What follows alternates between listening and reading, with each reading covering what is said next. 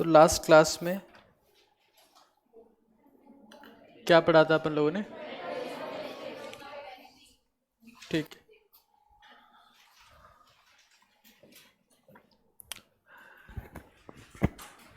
Okay. Reactions of benzene पढ़नी ना अपने को। तो मुझे एक बात बताओ कि आप में से कितने लोग ऐसे हैं जो टेस्ट जब देते हैं, एग्ज़ाम देने आते हैं, या आज तक कोई सा भी एग्ज़ाम दिया हो, उसमें उनको डर लगता है? सारे लोग ही ऐसे हैं? अच्छा, डरने का एक बहुत स्ट्रॉन्ग रीज़न ये होता है कि अपन पढ़ के जाते हैं तो डर लगता है। जब बिल्कुल ही नहीं पढ़ा होता है तो फिर खतरों के खिलाड़ी बन जाते हैं अपन। खैर, तो methods of preparation of benzene तो अपन डिस्कस कर चुके हैं।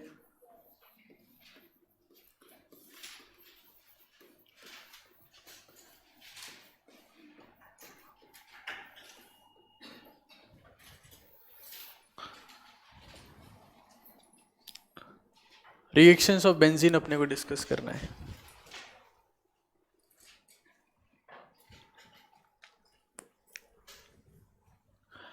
तो रिएक्शंस में सबसे पहली रिएक्शन मैं लिख रहा हूं आप लोगों के सामने, फ्रिडल क्राफ्ट रिएक्शन।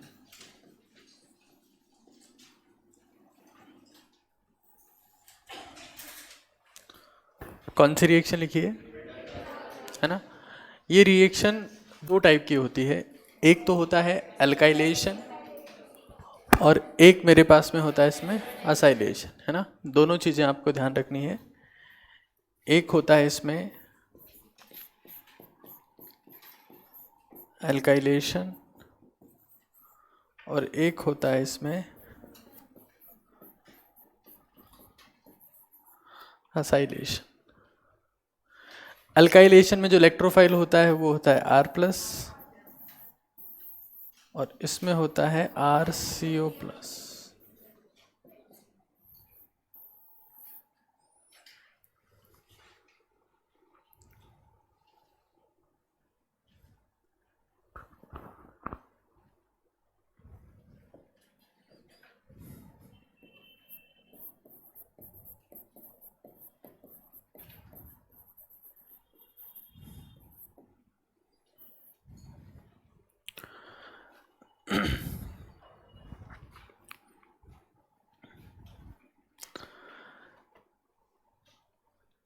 तो अपन लोग जब एग्ज़ाम देने जाते हैं तो कितने लोगों को डर लगता है?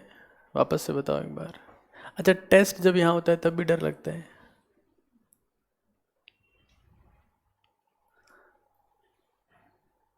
ठीक है।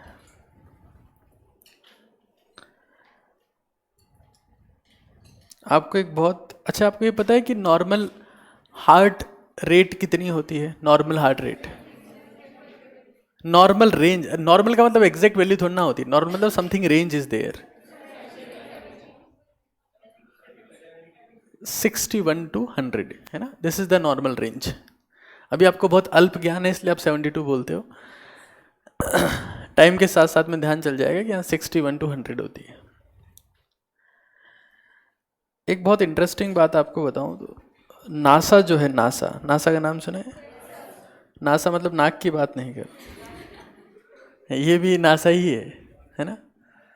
फिर आप कई चीज़ें पढ़ते हैं इसमें। तो नासा जब एस्ट्रोनॉट्स को ट्रेन करती है, मतलब उन लोगों को जो अंतरिक्ष में जाने वाले हैं उड़ने के लिए, घूमने के लिए, रिसर्च करने के लिए, तो सबसे पहली ट्रेनिंग उनको एक ही बात की दी जाती है कि किसी भी केस में घबराना नहीं है। घबराए तो मौत निश्चित है। वहाँ ना पापा जी को फ़ोन लगेगा, ना मम्मी जी को फ़ोन लगेगा, ना बड़ा भाई आएगा, ना बड़ी बहन आएगी, ना दोस्त है, वो अंतरिक्ष है, ना ऑक्सीजन है, तुम अकेले हो। एक चीज़ तुम्हारे साथ है, वो तुम्हारा शांत दिमाग है। अगर वो भी चला गया तो कुछ नहीं है। सबसे पहली ट्रेनिंग मिलती है।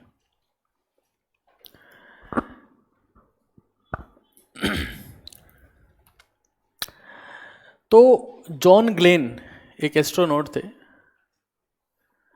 He was the first astronaut जिन्होंने धरती के चारों तरफ जो ऑर्बिट है उसमें चक्कर लगाया, है ना। और चक्कर लगाते वक्त उनकी हार्ट बीट किसी भी क्षण, किसी भी मिनट, किसी भी सेकंड 100 को क्रॉस नहीं हुई थी। मतलब ही वॉज वेरी काम।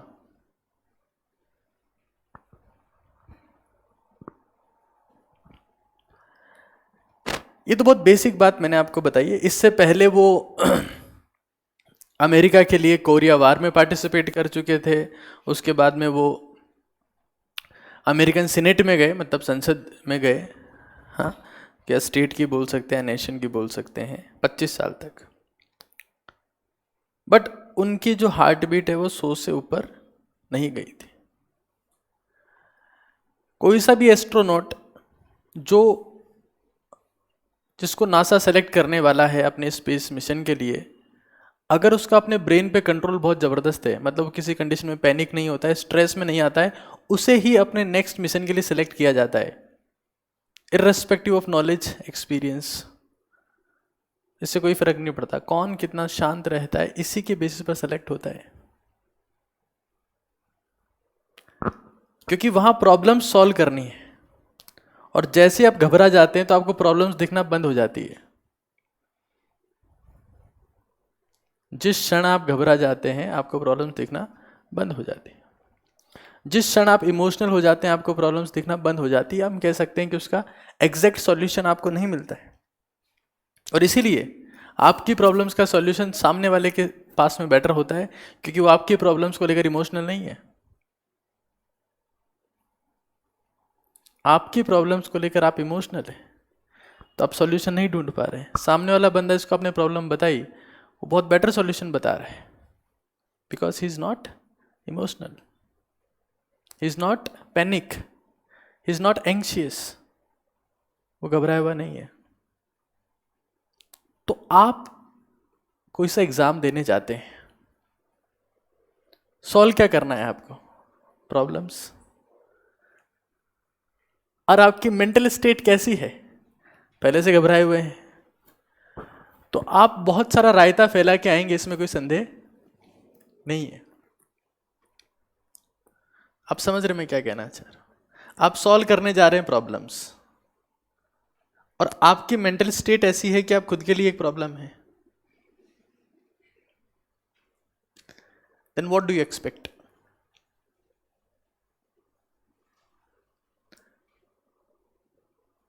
तो नासा सबसे पहली बात ये सिखाता है कि भाई तुम लोग यहां आ गए हो, स्पेस में जाने वाले हो, धरती छोड़कर वहां के बारे में स्टडी करने वाले हो, जहां पर जीवन है उस जीवन के बाहर जाने वाले हो, कि स्पेस में जीवन नहीं है। और जहां जीवन नहीं है वहां पर एक ही चीज से जिया जा सकता है, जिसका नाम है शांत दिमाग। इस धरती पर जीवन है, या बिना शांत दिमाग के भी आप जी सकते हैं। हालांकि जीत नहीं सकते, जी तो सकते हैं लेकिन जीत नहीं सकते। जीतने के लिए तो बहुत शांत होना पड़ेगा आपको। मैंने बहुत रिसेंट टाइम में इस चीज को रियलाइज किया है। तो जहां पर टफ कंडीशंस हैं, जहां पर हालात बहुत विकट हैं, वहां पर एक चीज आपका साथ देती है, वो शांत दिमाग। अब इंटरेस्टिंग बात यह है कि ह्यूमंस में शांत दिमाग होता ही नहीं है।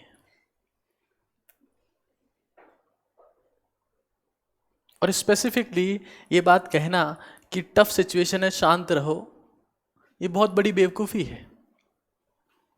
अगर एग्जाम वाले दिन आपको कोई कहता है कि शांत हो जाओ, शांत हो जाओ, तो क्या आप शांत हो जाओगे? No, it's impossible. क्योंकि जैसे ही वो आपको कहेगा कि शांत हो जाओ, तो आपको याद दिला रहा है कि आपकी परीक्षा होने वाली है। तो आप शांत हो जाओ, इस बात की उम्मीद तो बहुत कम है। लेकिन उससे इंपॉर्टेंट चीज यह है कि दुनिया में कोई भी चीज ऐसी नहीं है जिसे बिना ट्रेनिंग के अचीव, ट्रेनिंग के साथ में अचीव ना किया जा सकता, वैसी कोई चीज नहीं है।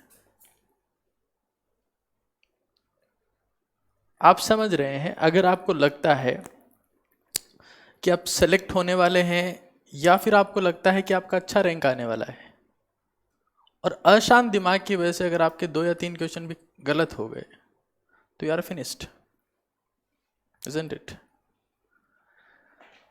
तो बहुत ज़रूरी है कि हम लोग एग्ज़ाम में शांत दिमाग के साथ में पार्टिसिपेट करें। और इंटरेस्टिंग बात यह है कि शांत दिमाग हासिल करना सिर्फ और सिर्फ प्रैक्टिस का गेम है विषम परिस्थितियों में। हाँ, घर पे बैठ के कैरम खेलते हुए या पबजी खेलते हुए, हाँ, या फिर अपने दोस्तों के साथ में गप्पे लड़ाते हुए कोई भी शांत रह सकता है, वो कोई महान काम नहीं है, दैट इज वेरी इजी। लेकिन एग्जाम के वक्त शांत रहना भी ट्रेनिंग से पॉसिबल है। और किसी भी प्रोसेस में शांत रहने का सबसे पहला स्टेप है क्लोज योर आईज। आप देखना, जो इंसान अपनी आंखें बंद कर सकता है वो शांत रह सकता है।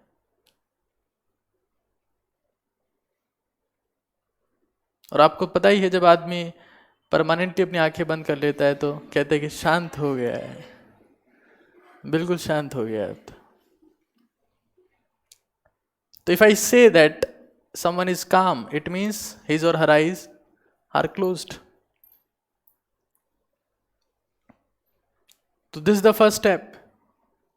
And second step, एक तो आपने अपनी आईज को बंद कर लिया है, मतलब जो आसपास दिख रहा है वो इंफॉर्मेशन ब्लॉक कर दिया आपने। और सेकंड चीज, अब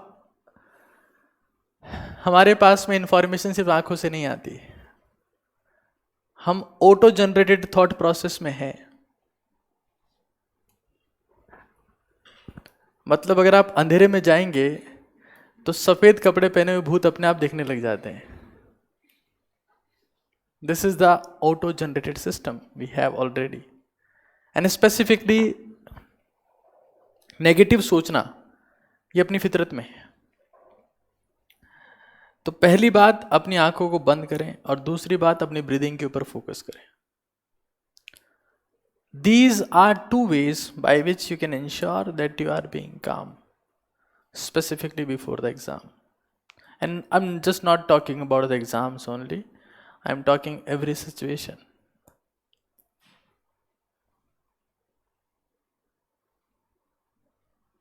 I know that these kind of statements or words or talks may seem irrelevant to you right now, but when you will become something, when you become successful, you will realize that having a calmer mind is the greatest ever success anyone can have in his or her life. Because once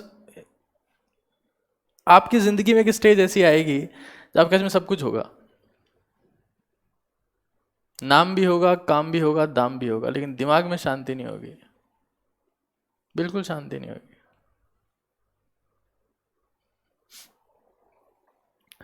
तो अगर आपको लगता है कि आप exceptional performer बन पाए तो you have to have very calm mind.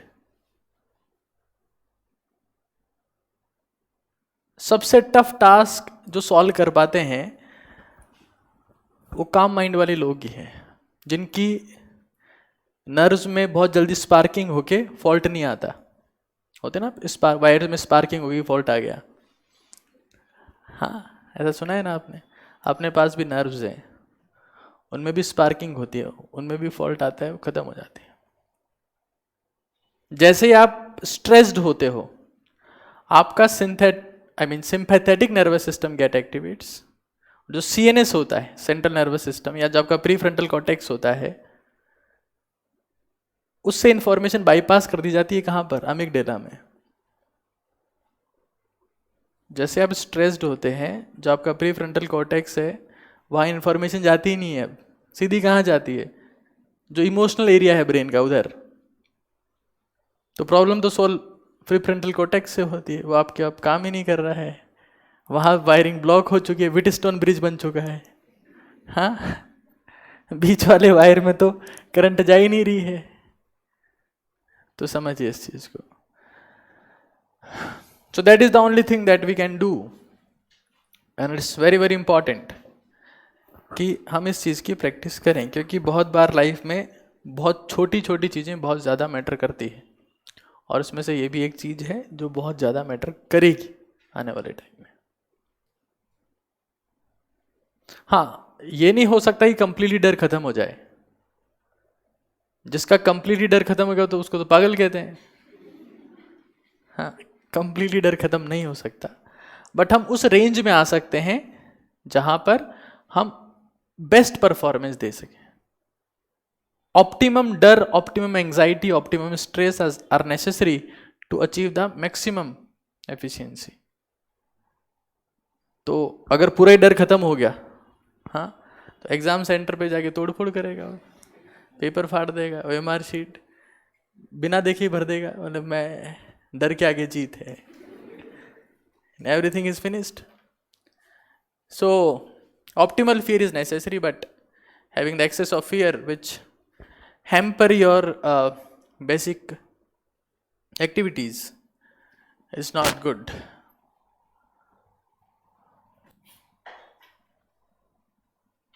All right, so there are many solutions of it. One of them I told you, the simplest one, जिसमें कुछ करना ही नहीं है, अपनी आंखें बंद करनी। उसके अलावा तो सबसे बेस्ट सॉल्यूशन तो यही है that you start walking specifically before the anything that seems like that this situation can create the एंग्जियसनेस।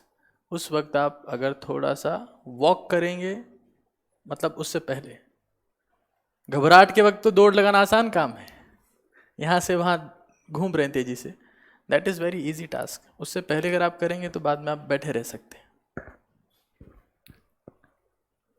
तो एग्ज़ाम जैसे जैसे आपका पास में आएगा तो स्ट्रेस बढ़ेगा, एंग्जियसनेस बढ़ेगी, और जिसको कंट्रोल करेगा वही आगे निकलेगा। खैर,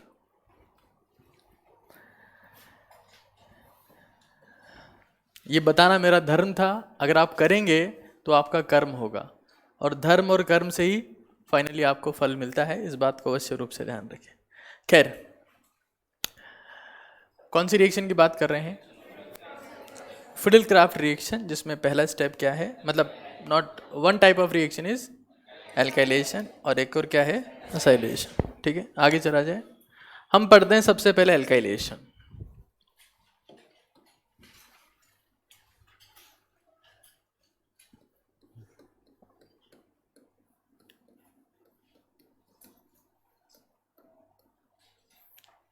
और उससे इंपॉर्टेंट चीज क्या है कि जो भी इंसान अपनी हार्ट बीट को कंट्रोल कर सकता है वही लंबा जीता है। समझ रहे हैं आप लोग? लंबा जीने के लिए सबसे पहली चीज जरूरी है कंट्रोल योर हार्ट बीट।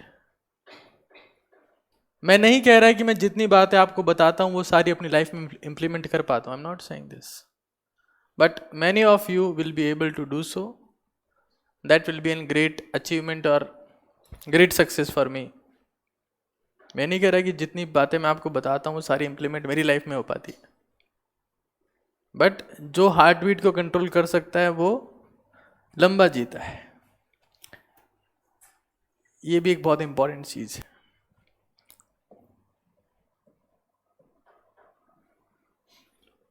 खैर, क्या लिखा हुआ है? ये आपके पास में आपकी प्यारी बहन जी है, प्राचीन समय से आप इन्हें जानते हैं। इलेक्ट्रोफिलिक सब्स्टिट्यूशन रिएक्शन के लिए बहुत विख्यात है।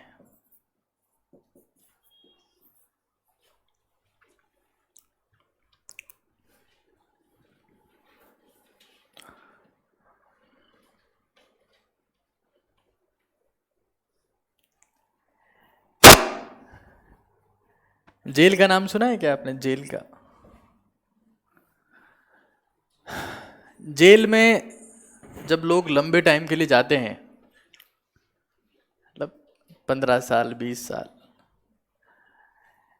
तो या तो पागल होके बाहर आते हैं या फिलोसफर होके बाहर आते हैं। मतलब या तो जेल में 2-4 किताबें लिख देते हैं या 2-4 के माथे फोड़ देते हैं। It's totally a choice. Jail is very tough situation. जहाँ आपको खाना उन्हीं के हिसाब से खाना है, सोना उन्हीं के हिसाब से, उठना उन्हीं के हिसाब से, काम उन्हीं के हिसाब से करना है। That is not easy. सुताई होगी जो अलग है। हाँ खैर, तो हम कितने महान बनेंगे, कहीं ना कहीं एक बहुत बड़ा रोल है कि हम कितने शांत रह पाते हैं। कई लोग बहुत जल्दी सक्सेसफुल हो जाते हैं, कई लोगों को टाइम लगता है। तो शांत रहना इस बात की गारंटी है कि आप बहुत, अगर आपको टाइम भी लग गया तब भी आप सक्सेसफुल हो जाएंगे, इस बात की गारंटी है। बहुत बार हमारे में ऐसा टैलेंट नहीं होता कि हमको लोग बहुत जल्दी देखने के लिए आ जाएं, है कि नहीं है? But being calm will give you those kind of skills which are required to become successful at the end of life. खैर, ये हमारी बहन जी हैं, इनकी रिएक्शन हमने करवाई है।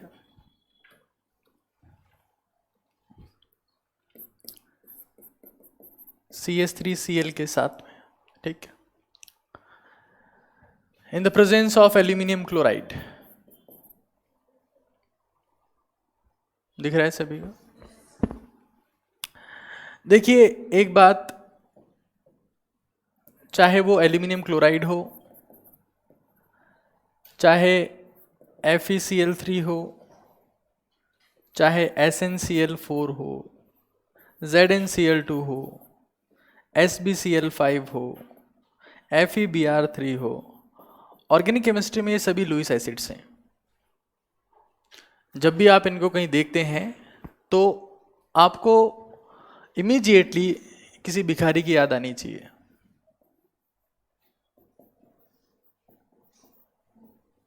ठीक है, they want electrons, they want electrons, इनको इलेक्ट्रॉन की जरूरत है।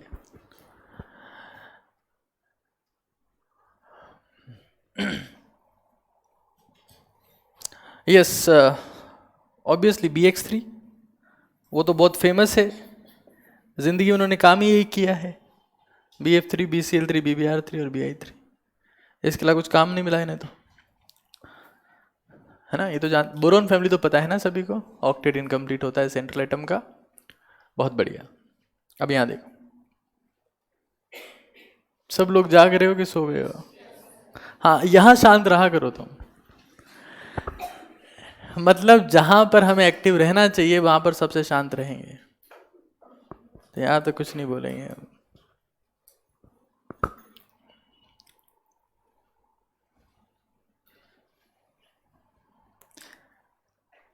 खैर, मैं कभी कभी सोचता हूं कि किसी के स्टूडेंट की लाइफ में एक टीचर का कितना बड़ा रोल होता है।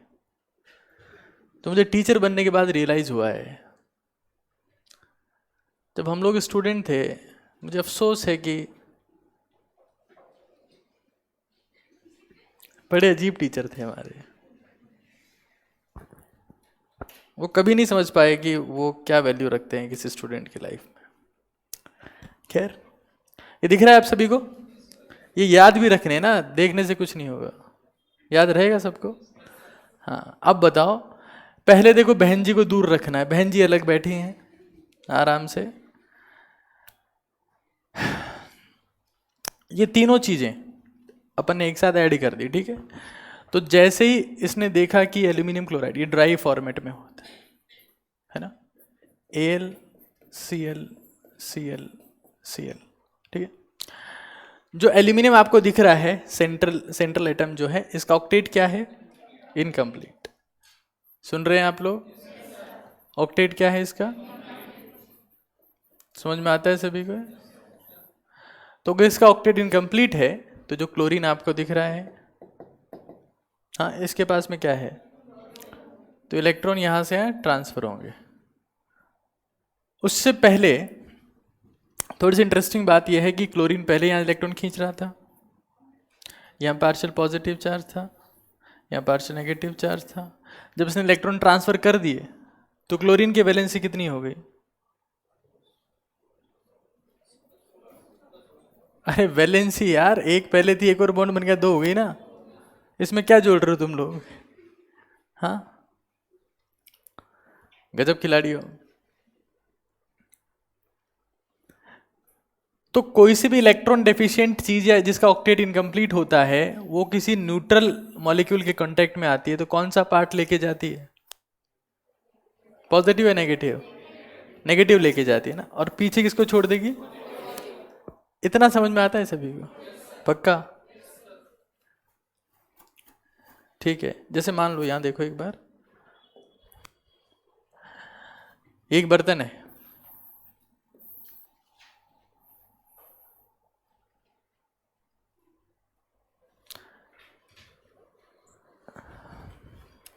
आपको एक और बात बताऊं मैं, शांत रहने का कोई टाइम नहीं होता है, शांत किसी भी वक्त हुआ जा सकता है। मतलब अगर आप क्लास में बैठे हो तब भी आप शांत रह सकते हो। कई लोग क्लास में बैठे बैठे हाइपर रहते हैं, जल्दी क्लास खत्म करो, भूख लग रही है मुझे, या आसपास वाले से पंचायती करते रहते हैं, और बहुत सारी चीजें होती है। तो शांत किसी भी वक्त हुआ जा सकता है, और जैसे आप शांत होंगे ना तो आपको फुलफिलमेंट की प्राप्ति होगी। मतलब आपको हर चीज में महसूस होगा कि हाँ इस चीज को मैंने पूरा जिया। जिस दिन मैं बहुत जल्दबाजी में क्लास लेके जाता हूँ, मुझे क्लास से जाने के बाद बहुत फ्रस्ट्रेशन होता है। आज से पहले मैं बहुत जल्दबाजी में क्लास लिया करता था तो मुझे बहुत फ्रस्ट्रेशन होता था। अब मैं बहुत आराम से क्लास लेता हूँ, मुझे फर्क नहीं पड़ता कि कौन पढ़ रहा है कौन नहीं पढ़ रहा है, मुझे बहुत शांति मिलती है। इट्स वेरी एसेंशियल कि शांत किसी भी वक्त हुआ जा सकता है, और कोई भी शांत किसी भी वक्त हो सकता है, ये तो पता है ना आपको, इसकी कोई गारंटी नहीं है। बट हम किसी वक्त शांत हो सकते हैं, ऑब्वियसली हो सकते हैं, लेकिन रह भी सकते हैं। तो ये मेरे पास में वाटर है, जीवन में वाटर और क्वार्टर की महिमा अपरंपार है, इसके बारे में तो मैं क्या ही बात करूं। ये वाटर है ना, ठीक है। वाटर में दो चीजें होती है, H+ और, अगर मान लो मैं इसमें सोडियम हाइड्रोक्साइड जोड़ता हूं, ठीक है, तो सोडियम हाइड्रोक्साइड क्या करेगा? सोडियम हाइड्रोक्साइड का जो OH- है वो इसके H+ पार्ट को ले लेगा, और एक्सेस में कौन रिलीज हो जाएगा? OH-। ये ऐसे रिएक्शन होती है, तो जिस तरीके से रिएक्शन होती है, किसको ले लेगा और उसकी कॉन्सेंट्रेशन बढ़ जाएगी। बात समझ रहे हैं आप लोग? मतलब कुल मिला के बात यह है कि अगर मेरे पास में कोई इलेक्ट्रॉन डेफिशिएंट चीज है तो न्यूट्रल मॉलिक्यूल से किस पार्ट को लेती है? नेगेटिव। और कोई इलेक्ट्रॉन रिच है तो ये क्या थी मेरे पास में, किसको लिया इसने? नेगेटिव पार्ट को, है ना। कोई चीज ऐसी देखी है आपने जिसने पॉजिटिव पार्ट को लिया हो?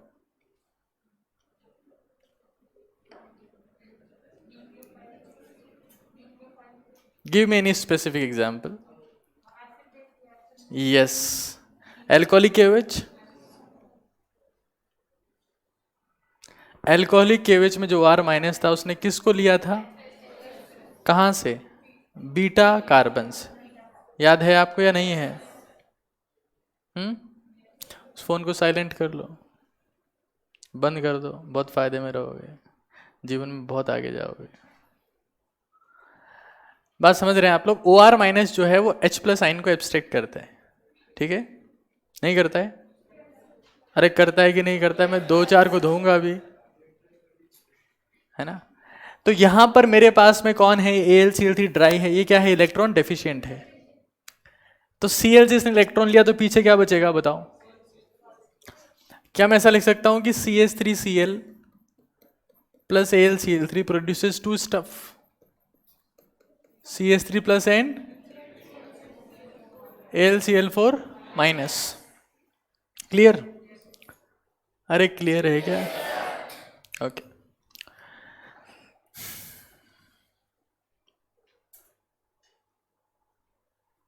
ऐसी रिएक्शन होती है तो क्या वास्तविकता में ऐसा हो जाता है इमीडिएटली?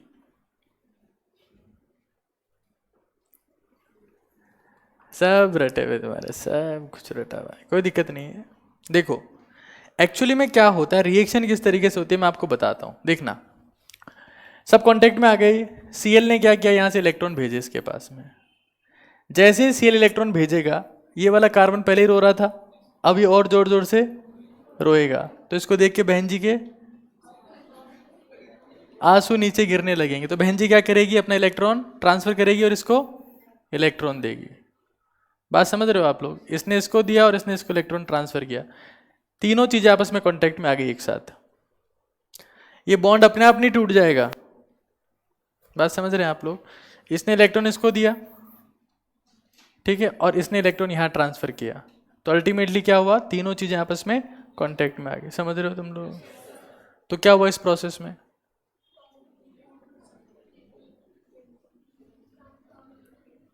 क्या हुआ बताओ? इलेक्ट्रोफाइल यहां के जुड़ जाएगा, है ना, और तीन चीजें एक साथ कांटेक्ट में आ रही है। इसलिए मैंने आपको क्या कहा था, that Fidel craft reaction is of third order. जो इसमें अभिक्रिया की क्या ऑर्डर को क्या बोलते हैं, कोटि। जो कोटि होती है वो तीन होती है, मैं खुद भूल गया हूँ, मुझे पहले बहुत ढंग से याद है। कोटि कितनी होती है, तीन होती है, लिख लेना इस बात को। तो हुआ क्या एट द एंड, कुछ ऐसा हो गया, यहां CH3 आके जुड़ गया, यहां हाइड्रोजन पहले से है, हाइड्रोजन यहां पर भी है, और कौन सा चार्ज, पॉजिटिव चार्ज। ये बात कितने लोगों को समझ में आती है, बाकी लोगों को नहीं आती है। इलेक्ट्रोफाइल आके यहां पर जुड़ गया, है ना, और इस प्रोसेस में कौन सा इफेक्ट काम कर रहा है, इलेक्ट्रोमेरिक इफेक्ट, ठीक है। अब ये क्या है, अगर आप इस कार्बन को देखेंगे तो इसका स्टेट ऑफ हाइब्रिडेशन क्या हो गया, sp3। ऐसा कार्बन जो 4 बॉन्ड बनाता है उसका स्टेट ऑफ हाइब्रिडेशन क्या होता है, क्या होता है, sp3 होता है। तो इसका शेप कैसा होगा, टेट्राहेड्रल, चतुष्फलकीय।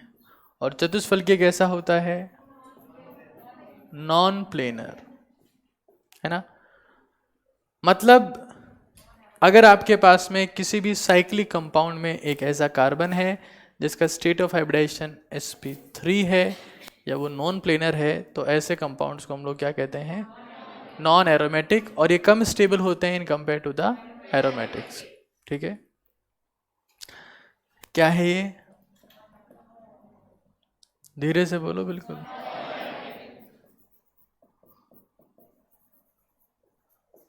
मुझे एक बात याद है, बहुत अच्छे से याद है और बहुत ढंग से याद है, कि इस दुनिया में वही इंसान दहाड़ेगा पूरी दुनिया में जो क्लास में दहाड़ देने की काबिलियत रखता है। जो क्लास में सुट्ट है वो जिंदगी भर सुट्ट ही रहेगा, मतलब चुप रहेगा, और ये हकीकत है। जो क्लास में बोलेगा आगे भी वही बोलेगा। इस बात को याद रखिएगा आप लोग और समझिएगा। अब सोचो, मैं तो कितने सालों से क्लास में ही बोल रहा हूं। खैर, अभी क्या करेगा, खुद की एरोमेटिसिटी को मेंटेन करने के लिए, आप समझ रहे हैं, अगर यहां पर मेरे पास में पॉजिटिव चार्ज है तो पॉजिटिव चार्ज का मतलब क्या होता है, वेकेंट ऑर्बिटल, है ना। तो ये CH बॉन्ड के इलेक्ट्रॉन्स यहां से यहां शिफ्ट होंगे, क्या बन जाएगा, पाई बॉन्ड बन जाएगा, और कौन बाहर चला गया, H+। Okay, thank you so much. बस इनका ध्यान रखा करो आप तो, क्या नहीं जोड़ा, क्या नहीं घटाया। तो ये सारे मेरे पास में जो है वो लुईस एसिड है, ठीक है। तो बहुत सिंपल क्वेश्चन दिया है अभी तो, ये तो पहले ही पढ़ चुके हैं अपन, ये तो ठीक है।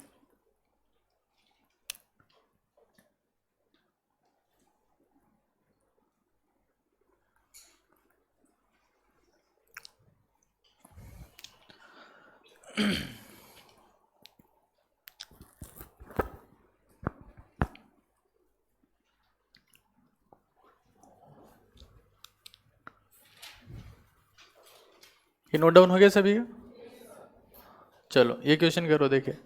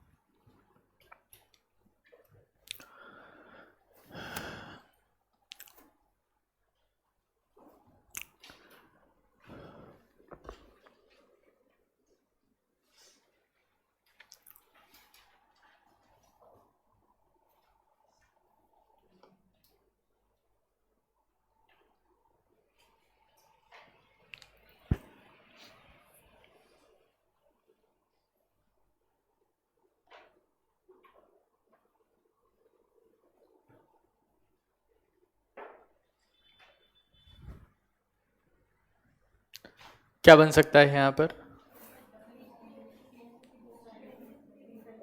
और उसके अलावा और क्या हो सकता है? चलो, सबसे पहले यहां से मेरे पास में क्या बनेगा? ClCH2 plus. ठीक है, इतना तो बन गया सब लोगों का। क्या ये बेंजीन से रिएक्ट कर सकता है? उससे क्या बन जाएगा? CH2Cl, है कि नहीं है? अब मेरे पास में एक्सेस में कौन है? AlCl3। कौन है एक्सेस में? ठीक है, क्या होगा जब ये AlCl3 के कांटेक्ट में आएगा तो क्या बनाएगा? CH2 plus. अब ये क्या कर सकता है? इलेक्ट्रोफाइल की तरह काम कर सकता है, मतलब दूसरी बेंजीन से कनेक्ट हो सकता है। समझ रहे हैं आप लोग? समझ रहे हैं कि नहीं समझ रहे हैं? कितने लोगों के पास में ये बना था? सिर्फ 4। एक्सेस में यूज किया। यहां आपको दिख रहा है तो 2 बार Cl2 है, तो there will be formation of carbocation for 2 times. ठीक है, थोड़ा सा टफ क्वेश्चन है, बट ये भी एक क्वेश्चन है।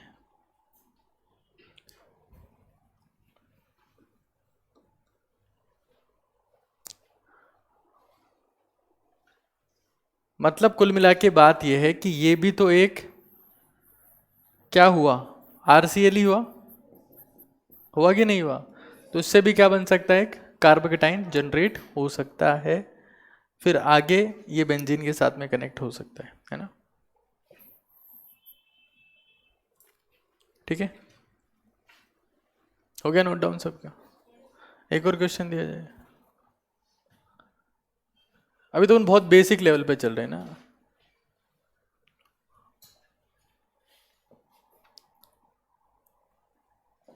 चलो ये करो, देखिए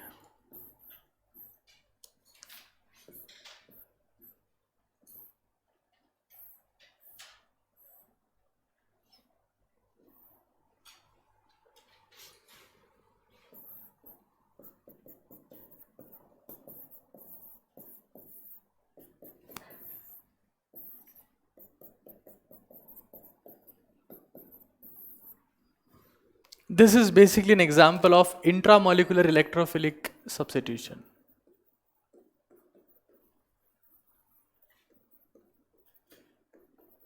किसका एग्जाम्पल है ये? इंट्रामोलिकुलर, मतलब एक ही मॉलिक्यूल में कौन सी रिएक्शन हो रही है? Electrophilic substitution. इसको एज ए लोड नहीं लेना है, दिमाग को क्या रखना है? जैसे आपकी वायरिंग जो है वो हीट होगी तो वहाँ फायरिंग हो जाएगी और फिर उसमें करंट फ्लो नहीं होगा। ये तो अपने साथ में है। और body is basically control by the wires.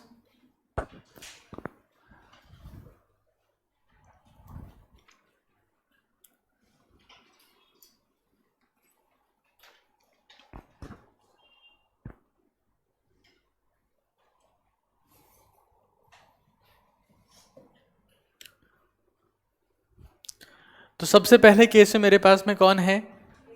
HBrN peroxide. R2O2 कौन समझते हैं आप लोग? है ना, कुछ ऐसा ही है। HBrN परऑक्साइड समझ में आता है सभी को? क्या होगा इस केस में?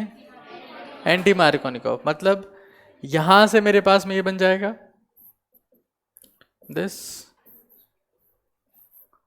CH2 CH2 CH2 Br 1 2 3 4 4 carbon है।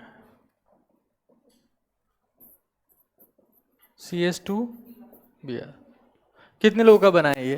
भाई ये तो बनना चाहिए ना कम से कम। ये तो एल्कीन्स में पढ़ा दिया आप लोग, अब क्या सोच रहे हो उसमें आप लोग? है ना भाई, HBr in the presence of peroxide alkene से रिएक्ट करता है, हम लोग जानते हैं। ठीक है, अब ये अगर AlBr3 के कांटेक्ट में आएगा, है ना, AlBr3 कांटेक्ट में आएगा, क्या होगा बताओ? यहां से कौन बाहर जाएगा? यहां क्या बनेगा? पॉजिटिव चार्ज, है कि नहीं है? मतलब बेंजीन रिंग से कनेक्टेड जो चेन है वहीं पर क्या बन गया मेरे पास में, कार्बोकेटाइन। क्या बन गया, कार्बोकेटाइन। तो इस कार्बोकेटाइन से इंप्रेस होके, इस कार्बोकेटाइन से हम लोग ये कह सकते हैं कि इंप्रेस होके क्या पॉसिबिलिटी है कि यहां पर इलेक्ट्रोमेरी इफेक्ट काम करे। समझ रहे हैं आप लोग, कौन सा इफेक्ट काम करे? बॉन्ड का इलेक्ट्रॉन इस तरफ, यहाँ नेगेटिव यहाँ पॉजिटिव, और फिर यहाँ से इलेक्ट्रॉन क्या हो जाएगा, यहाँ ट्रांसफर। समझे क्या आप लोग क्या बोला मैं? पहले इलेक्ट्रॉन यहाँ से यहाँ, जिससे क्या आएगा यहाँ पर नेगेटिव चार्ज, और फिर इलेक्ट्रॉन यहाँ, फिर कौन बाहर यहाँ से, H+ बाहर। समझ रहे हो? क्या बन जाएगा फाइनली? कुछ ये बन जाएगा, कुछ ऐसा।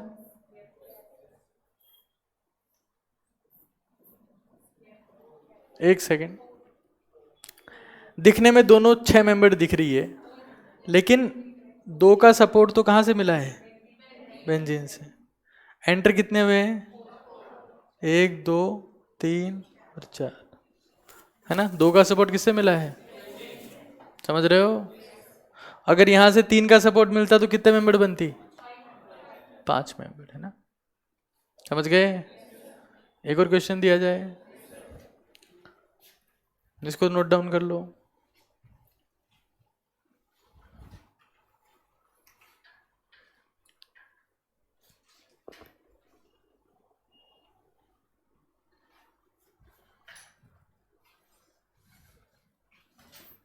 ये हमारा प्यारा लुईस एसिड है।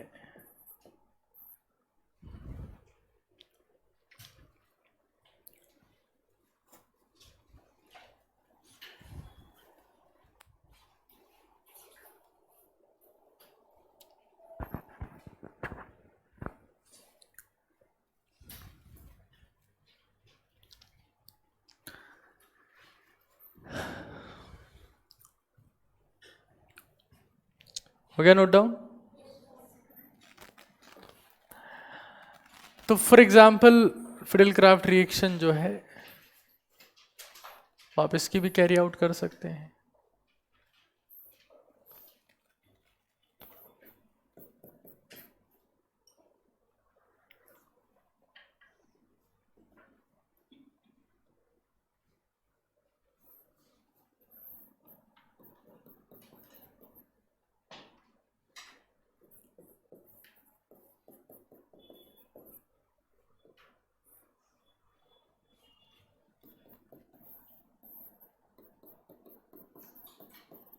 सब कुछ वैसा ही है, कोई खास डिफरेंस नहीं है।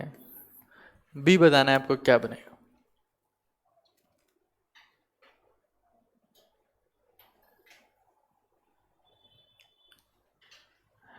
तो एक तो हम लोग क्या कह सकते हैं कि बेंजीन आपके पास मैजेटिस होगा, होगा कि नहीं होगा। यहां बी को कुछ ऐसा लिख सकता हूं क्या मैं, बेंजीन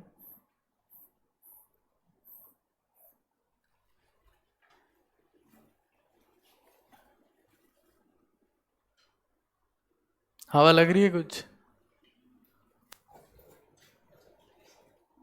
क्या हुआ इस प्रोसेस में? देखो यहां पर कितने कार्बन थे, 1 2 3, ठीक है ना। बी आर नॉर्मली आप कहीं पर भी कनेक्ट करवा सकते हैं, और मोस्ट प्रोबेबली बी आर कहाँ कनेक्ट होगा, बाहर की तरफ। क्यों? ज्यादा मेंबर रिंग बनाना चाहता है वो, ये भी एक कॉन्सेप्ट है। हालांकि अपने काम का नहीं आता है कॉन्सेप्ट, बट फिर भी थोड़ा सा आइडिया आपको होना चाहिए। बी आर यहाँ जुड़ा तो एट द एंड कितने कार्बन एंटर होंगे यहाँ पर, 3, 2 इसके, 3 तो एंटर होंगे, 2 इसके, पहले से कितने हो गए, 5, है ना।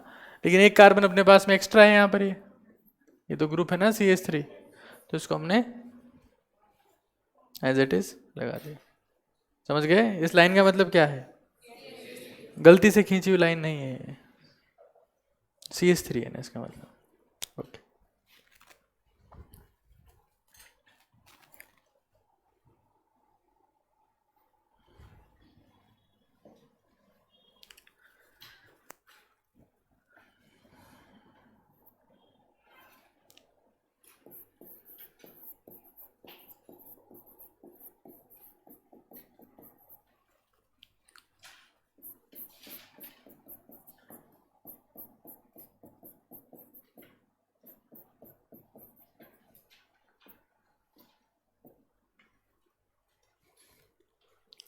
अगर बेंजीन के ऊपर NH2 NHR या NR2 ग्रुप लगा हुआ है तो ऐसी बेंजीन्स, मतलब ऑब्वियस सी बात है, दिस इज एनिलीन, क्या बोलेंगे इसे, फिडल क्राफ्ट रिएक्शन नहीं देती। कौन सी रिएक्शन नहीं देती है, फिडल क्राफ्ट, है ना। अगर बेंजीन के ऊपर ये लगा हुआ है मतलब ऑब्वियस सी बात है, दीज आर एनिलीन्स। तो एनिलीन कौन सी रिएक्शन नहीं देती है, फिडल क्राफ्ट रिएक्शन नहीं देती। वाई,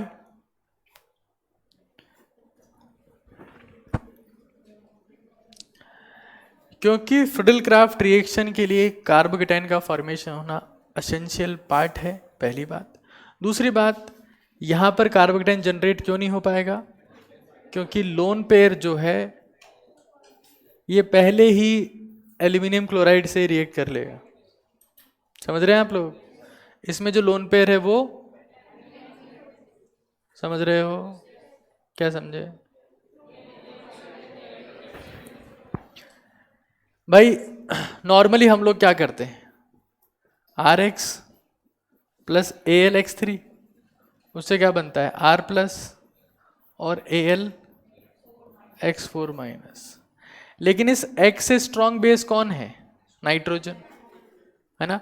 तो ये पहले ही AlCl3 को तबाह कर देगा, मतलब उसको कार्बोकेटाइन जनरेट करने ही नहीं देगा, एक बात। दूसरी बात,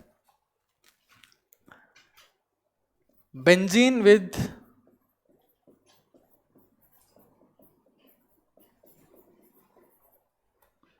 NO2 ग्रुप्स, मुझे कई स्टूडेंट्स ने कहा कि सर हम लोग आपकी क्लास में आके बैठते हैं और इतनी मेहनत करके आके बैठते हैं और कई लोग इंटरनेट सीधा देख लेते हैं, तो आपकी क्लास इंटरनेट पे मत चलाया करो। मैंने आज से बंद कर दिया, है ना। तो इसलिए तुम्हारी सुताई ज़्यादा होगी, ये कह रहा हूँ मैं। इनडायरेक्टली इस बात का मतलब ये था कि अब तुम्हारी कुटाई थोड़ी ज़्यादा होगी, है ना। तो 2-3 पैंट पहन के आया करो। ये बहुत बेसिक डिफेंस मैकेनिज्म है जो हम लोग इस्तेमाल करते थे स्कूल के टाइम में। बहुत सारे बच्चे ऐसे होते जिनको पता होता था कि हमारी तो कुटाई होनी होनी है, आज नहीं, हमारी कुटाई तो रोज होनी है। फिक्स होते थे, 2-4 लोग ऐसे होते ना कि नजर में आते हुए इनको तो कूटना ही कूटना है, तो लोग 2-3 पैंट पहन के आते थे। They also have their own defence mechanism. खैर, क्या लिखा है मैंने यहां देखो एक बार, बेंजीन विद NO2 ग्रुप्स मतलब नाइट्रोबेंजीन, वो भी कौन सी रिएक्शन ही देगा, समझ रहे हो, अरे जोर से तो बोलो। मतलब नाइट्रोबेंजीन क्यों नहीं देगा भाई, यस। अगर कार्बोकेटाइन बन भी गया तो बेंजीन में तो खुद में इलेक्ट्रॉन सूख गए, इलेक्ट्रॉन दे दो तो इसकी हिम्मत अब नहीं बची, समझ रहे हो आप लोग, खुद ही सूख चुकी है। इसके इलेक्ट्रॉन्स का दोहन कर लिया है किसने, NO2 ने। तो अब ये खुद ही न्यूक्लियोफाइल की तरह काम करने के लिए एलिजिबल नहीं है। फॉर्म थोड़ा ना आ गया आप लोगों के, ठीक है। और देखो आगे एक और बात देखो, बताओ, तुम बताओ कौन सा कलर चूज किया जाए इसमें से, रेड या ये ग्रीन चूज कर लो। ग्रीन पेपर, ग्रीन अच्छा लगता है। हाँ, कलर भी बताने को तैयार बैठे हैं ये लोग, इनको क्वेश्चन पूछो नहीं बताएंगे लोग। तो benzene with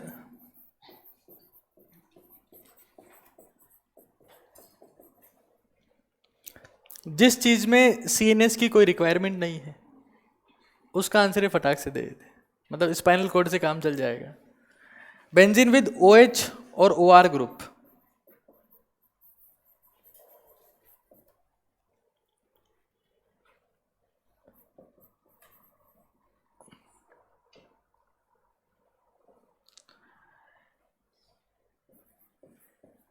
needs excess of AlCl3।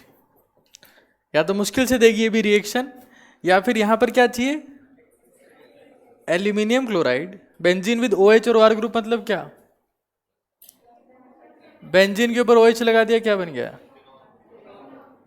हाँ, शॉकिंग बेंजीन है ना, बेंजीन ओ। फिनॉल और OR लगाया तो ईथर। अगर ये आपके पास में है तो उनको ज्यादा एल्यूमिनियम क्लोराइड चाहिए, क्यों? हाँ, यस, जो ऑक्सीजन है उसके पास भी लोन पेयर है, तो वो भी डोनेट करके बहुत सारा एल्यूमिनियम क्लोराइड का ब्रेकफास्ट लंच कर लेगा, लेकिन फिर भी डिनर के लिए बच जाएगा क्योंकि हमने एक्सेस में यूज किया है। लेकिन जो नाइट्रोजन है वो ब्रेकफास्ट लंच डिनर तीनों ही खत्म कर देगा क्योंकि बहुत स्ट्रांग बेस है, भैंस बहुत स्ट्रांग है वो, it requires a lot of food. तो ये तीनों चीजें जो है वो आपको दिमाग में बिठा लेनी है फिडेल क्राफ्ट रिएक्शन के बारे में, ठीक है?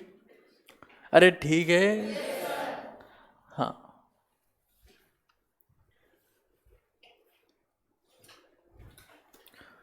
चलिए अब आगे चलते हैं।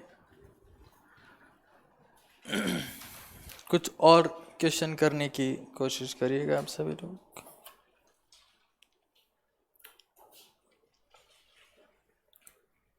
यस, हाँ हाँ, कहाँ पर?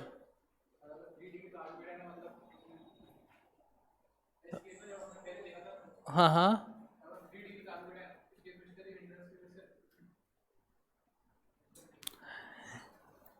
देखिए बहुत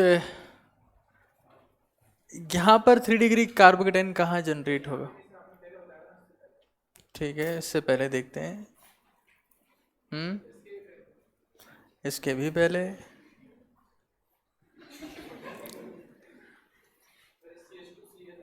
यस,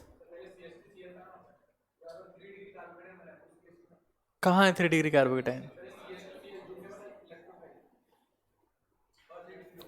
ये 3 डिग्री है।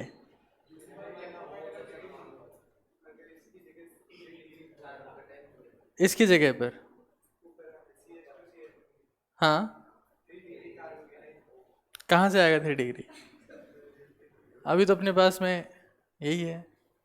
आगे देखते हैं, डिग्री बढ़ाने दो तुम लोग, क्लास तो आगे चलने दो यार। अभी देखते हैं नेक्स्ट क्वेश्चन, देखो ऐसा ही है। ये नोट कर लिया सब लोगों ने? ये नोट कर लिया? चलो देखो एक क्वेश्चन देखो।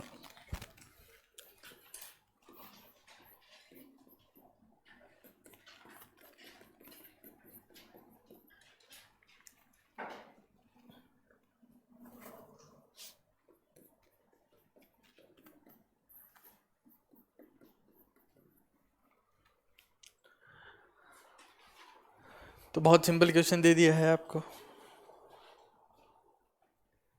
चलो एक क्वेश्चन ये भी।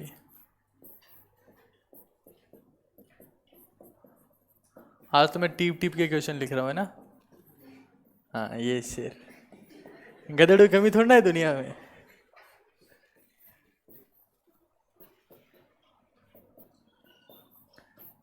ये ऐसा क्वेश्चन नीट वालों ने पूछ लिया एक बार, उनमें पता नहीं कौन सी आत्मा जाग जाती है कभी कभी उनकी। बताओ भाई, ये सब फिडेल क्राफ्ट रिएक्शंस हैं।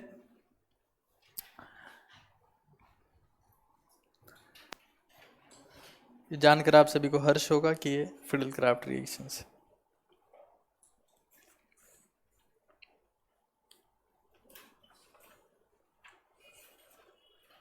इस टाइप के पूछे हुए क्वेश्चन एग्जाम में ना, आप लोग क्या सोच रहे हो कि क्वेश्चन नहीं पूछेंगे, तो ऐसा बिल्कुल गलत है। ये क्वेश्चन एग्जाम में पूछे जा चुके हैं।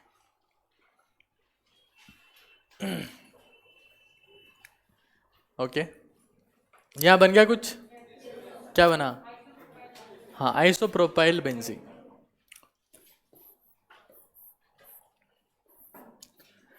क्या ये बना है सभी का? अरे जोर से तो बोलो।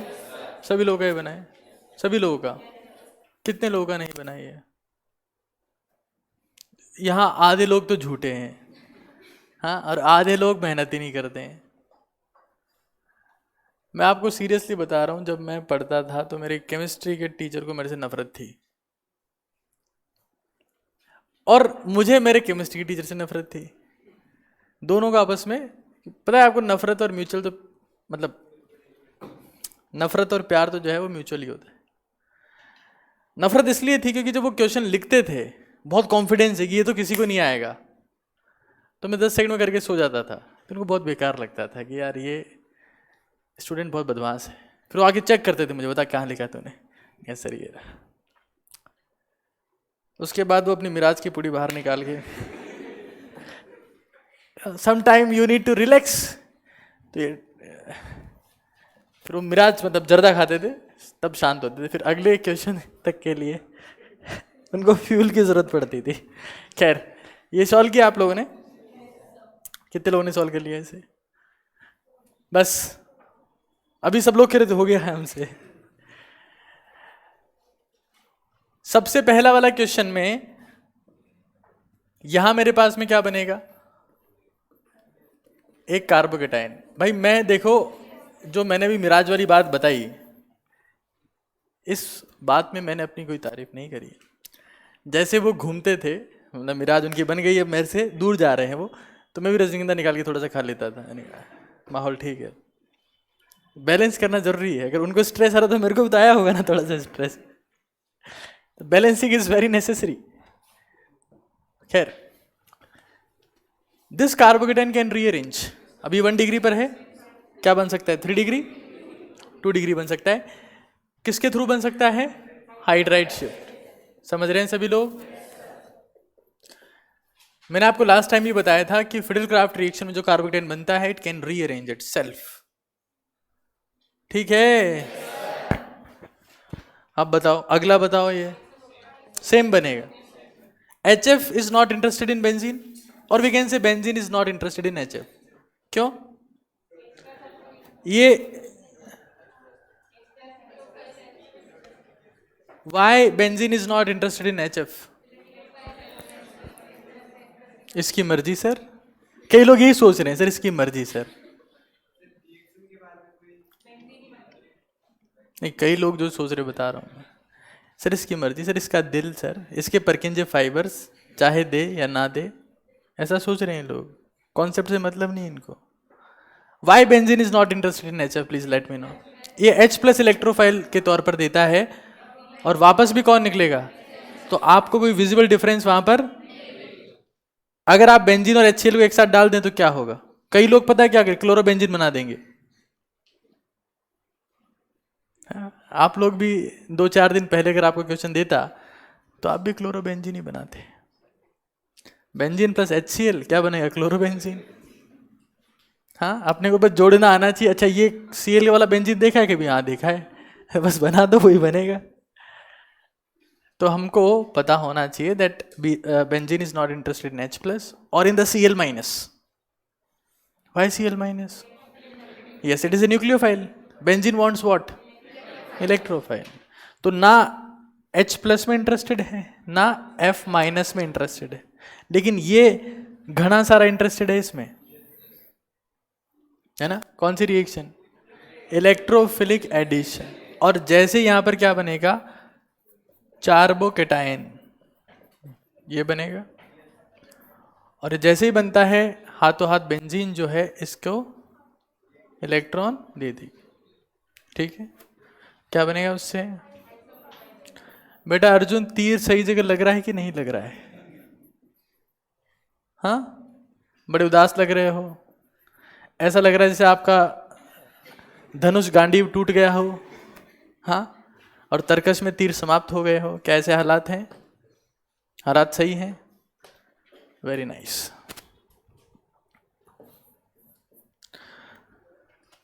यहां पर ठीक है, समझ रहे हो क्या? क्या क्या होगा यहां पर? ये एल्कीन है, हाँ, थोड़ी स्टाइलिश एल्कीन है ये। H+ यहां जुड़ेगा, उससे कार्बोकेटाइन बनेगा, और एट द एंड किसी भी पोजीशन पर जोड़ सकते हो भाई इसको, ऐसा जरूरी नहीं कि यहीं पर जोड़ो। ये कौन सी पोजीशन है? माथा फोड़ दूंगा तुम लोगों का। ये ऑर्थो पोजीशन है। अच्छा ये कौन सी पोजीशन है? अच्छा ये ऑर्थो है। बेवकूफ हो तुम लोग, कितना ही समझा दो तुम्हें कुछ समझ में नहीं आता। अच्छा ये बेंजीन में कौन सी पोजीशन है ये? ऑर्थो, मेटा और पैरा रिलेटिव पोजीशंस है, ठीक है? बात समझ रहे हो आप लोग? मैं अर्जुन के पास में बैठा हूं तो उसके लिए अर्जुन तो होना चाहिए वहां पर। हाँ, या मैं अपने आप में ही कहे जा रहा हूं कि मैं अर्जुन के पास में बैठा हूं। ऑर्थो मतलब क्या? मैं किसी ग्रुप के पास में बैठा हूं तो ग्रुप तो होना चाहिए, ये अपने हिसाब से बोल दूंगा। मेरा हाथ मेरे कान के पास में, तो कान तो होना चाहिए ना, ये this is the necessary stuff. अब यहां पर तो कोई आप डिफाइन नहीं कर सकते, लेकिन अब यहां पर एक ग्रुप आ गया है, तो ग्रुप के पास वाली पोजीशन, ये कौन सी पोजीशन है? सामने वाली, और बीच वाली मेटा है ना। पैरा मतलब जस्ट ऑपोजिट, बिल्कुल सामने, और तो मतलब समीप, पास में, और मेटा मतलब इन बिटवीन, है ना, दोनों के बीच में। पता है बात सबको?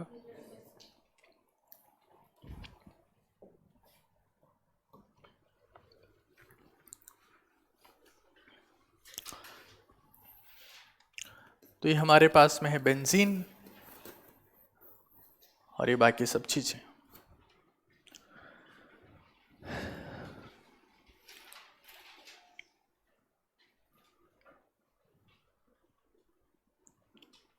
अब एक बार हम लोग पढ़ते हैं फिडलक्राफ्ट असाइलेशन। ये नोट कर लिया सब लोगों ने?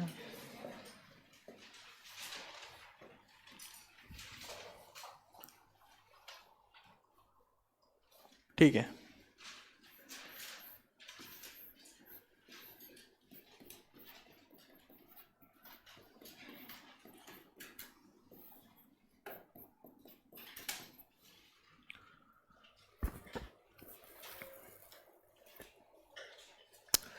ये मेरे पास में है CH3COCl। क्या बनेगा यहां पर? क्या बनेगा? एसिटोफिनॉन। समझ में आ गया सभी को? समझाया ही नहीं मैंने कुछ, फिर भी आ गया। गजब खिलाड़ी हो तुम लोग।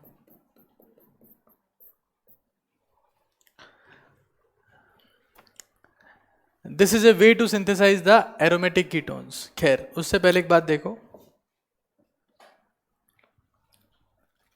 अगर ये दोनों आपस में कांटेक्ट में आएंगे तो उससे क्या क्या बनेगा? AlCl4 माइनस और CH3CO प्लस। इलेक्ट्रोफाइल के तौर पर काम करेगा, और बेंजीन फिर बाद में किसको बाहर निकालेगा? H प्लस को। तो ये मेरे पास में कौन है? AlCl नेगेटिव, और इसके पास में आके कौन बैठ जाएगा बाद में? H plus. तो आपको पता है कि aluminium with negative charge, aluminium क्या होता है? मेटल। मेटल होता है कि नहीं होता है? धातु होता है, उसके ऊपर नेगेटिव चार्ज स्टेबल, किसको बाहर निकाल देगा वो? ये किससे कंबाइन करेगा? उससे क्या बनेगा? और ये AlCl3 जो था वो क्या था? कैटलिस्ट। तो मेरे पास में एज इट इज रहेगा। समझ रहे हैं सब लोग? सब लोगों के दिमाग में क्लियर है? As it is. और इससे पहली वाली रिएक्शन में भी कैटलिस्ट एज इट इज रहेगा।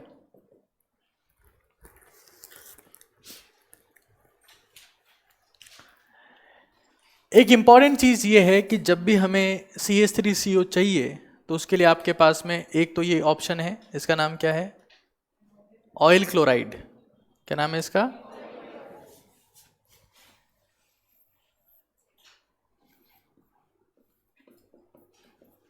ऑयल क्लोराइड जो है वो एक एसिड डेरिवेटिव होता है। क्या होता है? अरे बोलो तो सही। क्या होता है? एसिड डेरिवेटिव होता है। जो CH3CO या RCO का आपके पास में सोर्स है, इसके अलावा RCO का सोर्स आपके पास में एनहाइड्राइड भी हो सकता है। सो this is very important thing. और कौन हो सकता है? एनहाइड्राइड भी हो सकता है, मतलब ये।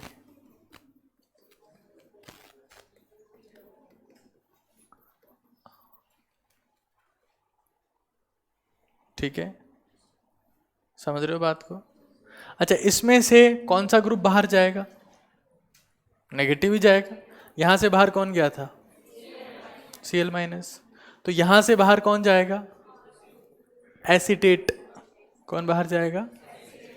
उससे दो चीजें बनेगी, एक तो CH3CO प्लस जो हमें चाहिए, और एक बनेगा CH3CO माइनस।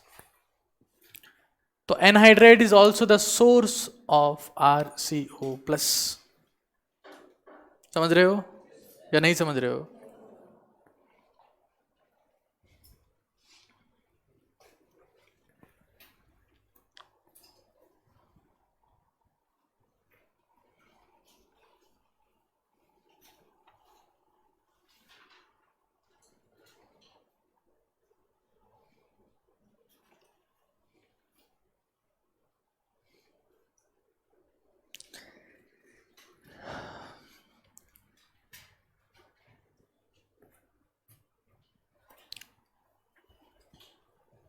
नोट हो गया सभी का ये या नहीं हुआ?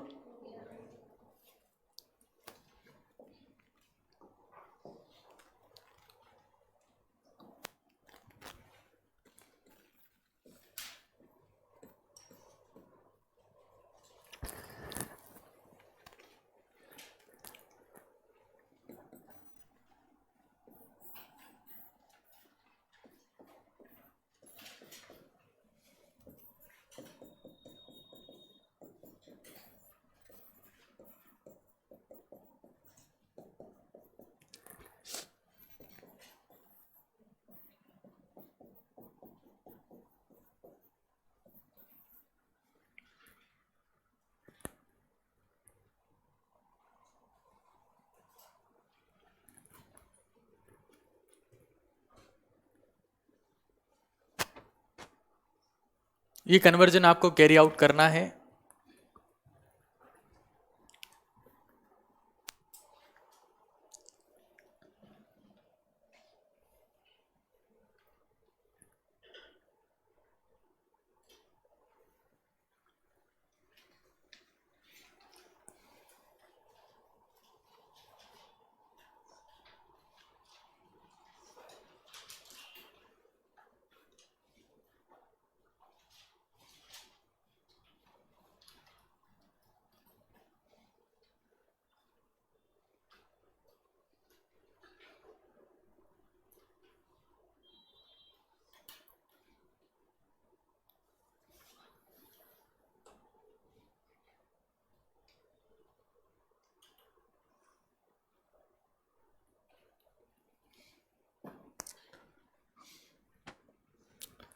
सबसे पहले सब लोगों को पता है क्या बनेगा यहां पर?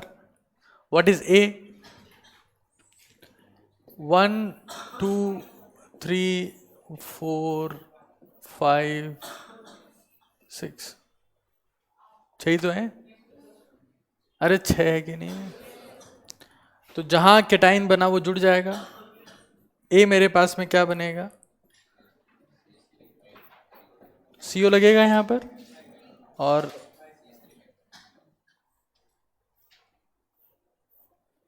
ये बनेगा। उसके बाद मैंने इस्तेमाल किया zinc amalgam plus HCl, Clemmensen reduction, C double bond O को CH2 में कन्वर्ट कर देगा, मतलब आपके पास में जो C डबल बॉन्ड O है वो गायब हो जाएगा, और क्या बनेगा? 1 2 3 4 5 6। C क्या बनेगा?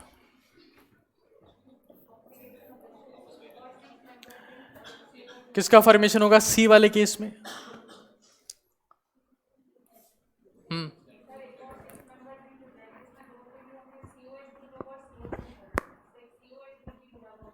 नहीं,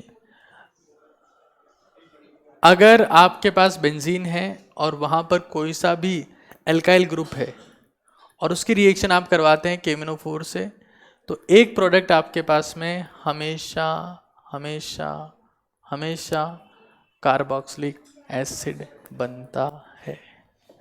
मतलब सी मेरे पास में ये होगा, बाकी मुझे नहीं पता और क्या क्या होगा, और बाकी आपको भी नहीं पता होना चाहिए क्या क्या होगा, क्योंकि बाकी से एग्जामिनर को भी मतलब नहीं होता कि क्या क्या होगा। लेकिन एक प्रोडक्ट ये होगा, इसका नाम है बेंजोइक एसिड। ठीक है, क्या नाम होगा? Benzoic acid. तो जो सी आपके पास में है वो सी कौन होगा? C will be the benzoic acid. ठीक है,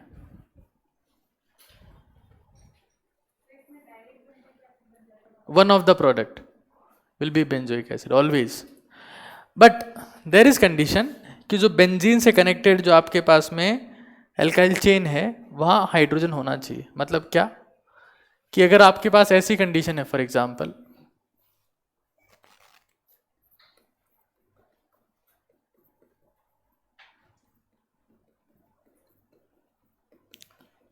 और इस केस में आप इसकी रिएक्शन करवाते हैं KMnO4 से, तो अब कोई ऑक्सीडेशन नहीं होगा।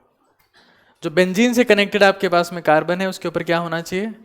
There must be hydrogen, there must be the presence of the hydrogen, otherwise reaction will not proceed.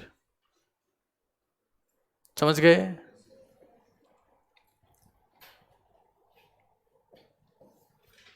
So this is again very important thing that you should know. यहां पर मेरे पास में हाइड्रोजन जैसा कुछ नहीं है, यहां पर इस जगह पर है ना, देयर इज नो हाइड्रोजन। और अगर हाइड्रोजन नहीं है तो there is no oxidation. If there is no hydrogen means there is no oxidation. That's what you have to remember and you have to understand while solving such kind of questions.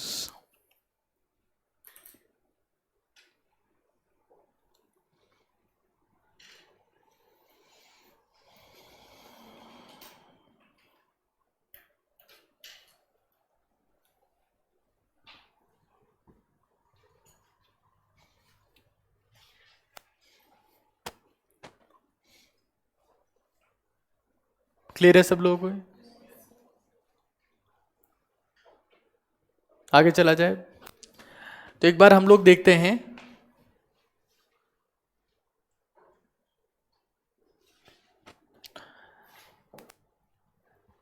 Nitration कैसे होता है।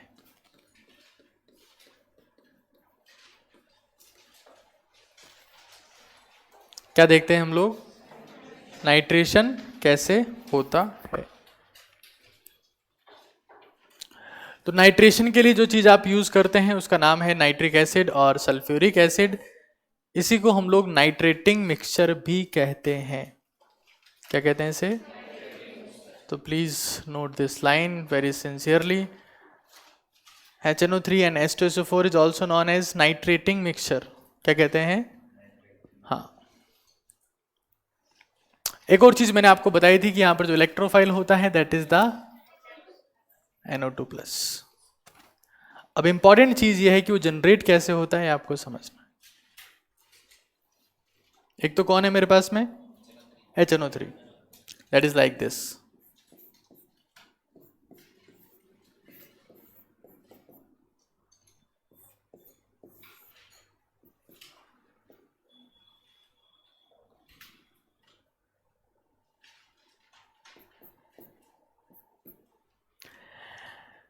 Nitric acid की structure कितने लोगों को समझ में आती है कि मैंने इस फॉर्मेट में क्यों बनाया इसे? बस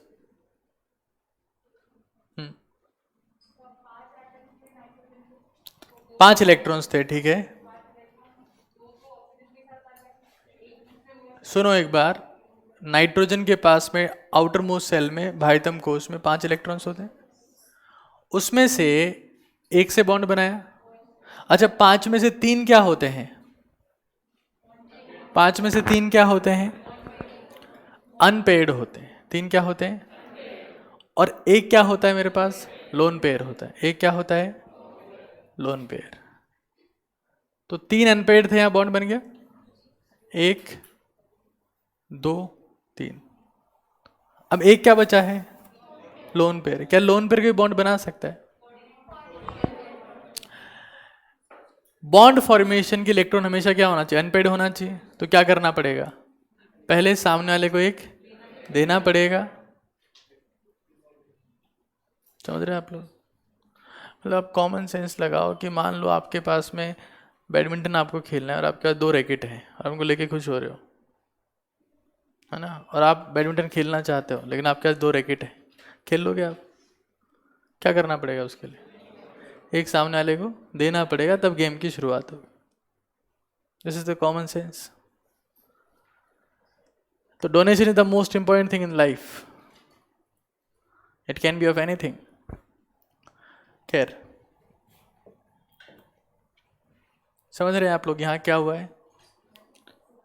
इलेक्ट्रॉन को अनपेयर करने के 2 तरीके हैं, या तो एक्साइट करके आगे वाले ऑर्बिटल्स में पहुंचा दो, जो काम फास्फोरस करता है। लोन पेयर के इलेक्ट्रॉन्स को 3D ऑर्बिटल्स में भेज देता है, उसको बोलते हैं एक्साइटेड स्टेट। लेकिन नाइट्रोजन इस सुविधा से वंचित है क्योंकि उसके पास में सेकंड आउटर मोस्ट शेल है और सेकंड में 2D जैसा कुछ नहीं होता है। ठीक है, तो अब इसके पास में एकमात्र ऑप्शन ये बचा है कि सामने वाले कोई दे दे। समझ रहे हैं आप लोग? दे दिया इसने। दूसरे साहूकार जो हैं हमारे, वो हैं द किंग ऑफ एसिड्स। ये किंग ऑफ एसिड है, इसलिए नहीं है कि ये बहुत ज़्यादा स्ट्रॉन्ग एसिड है, और भी कई इसके ताऊजी बैठे हैं, but this is the most valuable acid in this world. अगर किसी भी कंट्री की इंडस्ट्रियल ग्रोथ चेक करनी होती है तो इस बेसिस पर चेक की जाती है कि उस कंट्री में H2SO4 का कंजप्शन कितना हो रहा है।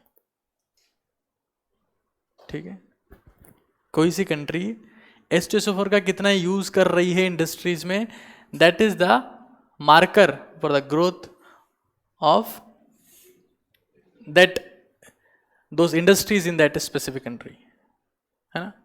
भारत में तो एसिड के और भी कई इस्तेमाल होते हैं, कई अलगाववादी लोग होते हैं। मैंने उसे लेफ्ट वेंट्रिकल दिया था, अभी तक वो वापस नहीं आया।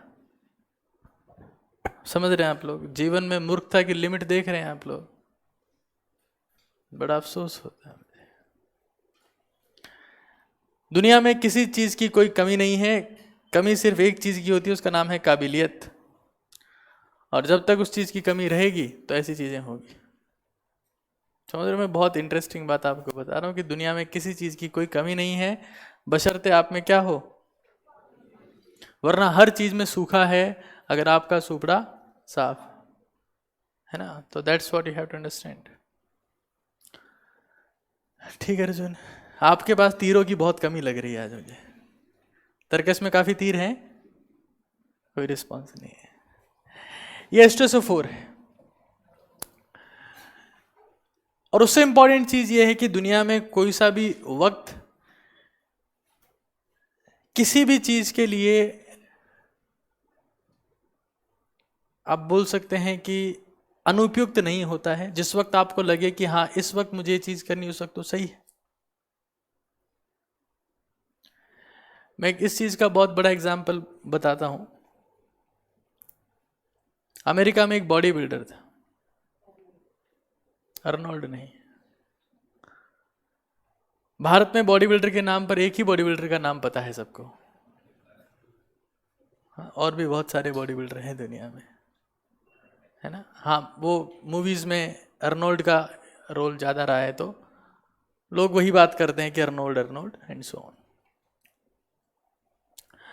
तो किसी भी चीज को करने का कोई अनुपयुक्त समय नहीं होता है। जिस वक्त आप में दिमाग में सोच लिया, जिस वक्त आपने जमा लिया अपने दिमाग में, ठान लिया कि मुझे ये काम करना है, तो आप उस वक्त कर सकते हैं। तो 62 ईयर्स ओल्ड एक बॉडी बिल्डर था जिसकी बाईपास सर्जरी हुई। बॉडी बिल्डर्स में मोटर का काम ना करना बहुत नॉर्मल चीज है। मोटर मतलब pumping motor, because they abuse anabolic steroids, which leads the excessive growth of the heart muscles and that decreases the volume of chambers. अगर ग्रोथ हो रही है मसल्स की तो क्या होगा, चेंबर छोटे होते जाएंगे. तो heart disease is very common in body builders. हर चीज का ड्रॉबैक होता है भाई. तो 62 ईयर ओल्ड जब वो था तब उसका बाईपास सर्जरी हो गया. और बाईपास सर्जरी के बाद में सजेस्टेड होता है कि आप सीढ़ियां भी नहीं चढ़ सकते, बाकी तो सब सेकेंडरी है. बाईपास सर्जरी होने के बाद में उसने फिर से एक्सरसाइज करी, फिर से जिम ज्वाइन किया, फिर से बॉडी बनाई और फिर से उसने compete किया स्टेज पर जाकर. So that is one of the very strong example that whatever you want to do, you can do anytime, anywhere, but you must have a strong will. That is very essential. The will decide that what you will be. So will is very necessary. Whether you know the use of will or shall in English, but you should have the will in your character. That is very necessary to move further in life. तो एक example है. खैर acid की बात कर रहे थे, मैं बहुत गलत जगह चला जाता हूँ बहुत बार, क्षमा करेगा उसके लिए. ये चीज़ें मुझे बहुत बोरिंग लगती है तो मैं कैसे ना कैसे करके अपना टाइम पास भी कर लेता हूँ. वही एसिड है, वही बेस है. अब यही चीज़ें बताते जाएंगे तो पागल नहीं हो जाएगा आदमी? हो जाएगा ना. ओके, मुझे समझने के लिए आपका बहुत बहुत धन्यवाद. क्या है ये? This is nitric acid.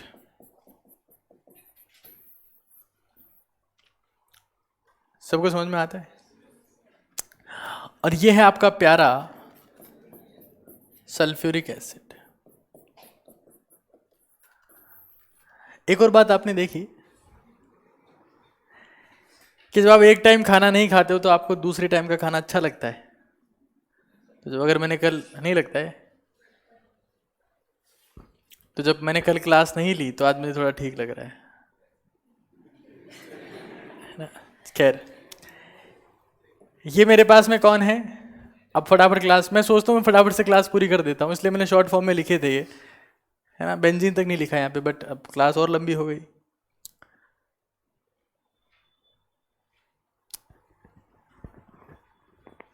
ठीक है, ये सल्फ्यूरिक एसिड है, ये स्ट्रॉन्ग एसिड है,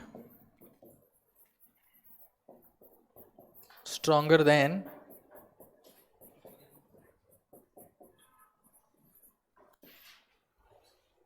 ठीक है.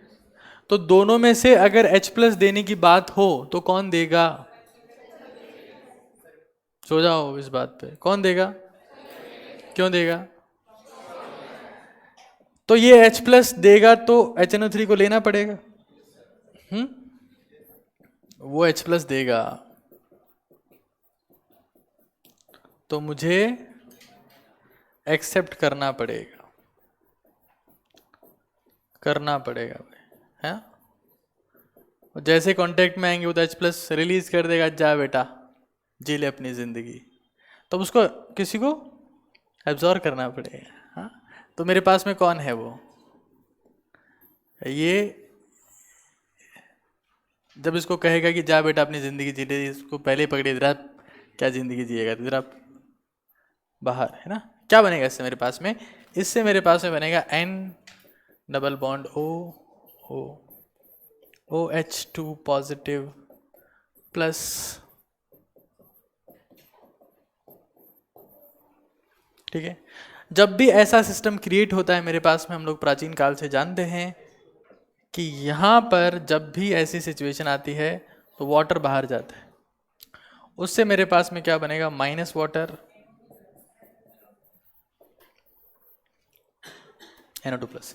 एग्जाम में क्वेश्चन ये आता है कि, एग्जाम की बात भी कर लेते हैं, जिंदगी की बात बहुत होगी, किस रिएक्शन में जो HNO3 है वो कैसे काम करता है? तो बेस के तौर पर काम करता है. HNO3 इलेक्ट्रॉन दिया है ना उसने. अरे यार तुम डिप्रेस्ड, कंप्रेस्ड और सप्रेस्ड लोग हैं मेरी तरह सारे. जो इलेक्ट्रॉन देता है उसे हम लोग क्या बोलते हैं? कौन सा बेस?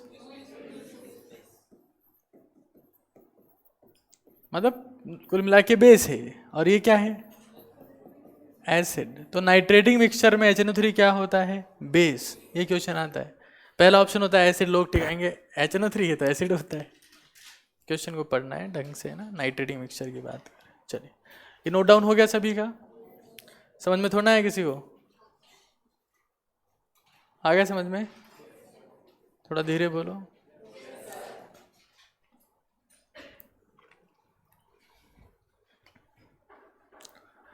तो आप मुझे बताओ कि ये जितने बड़े एग्जाम्पल्स होते हैं, जितनी बड़ी बातें होती है, अमेरिका में ही क्यों होता है ऐसा?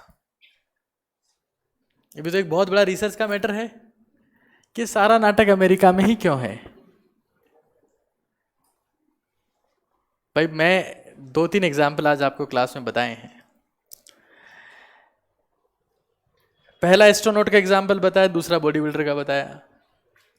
तो सारा लफड़ा अमेरिका में ही क्यों?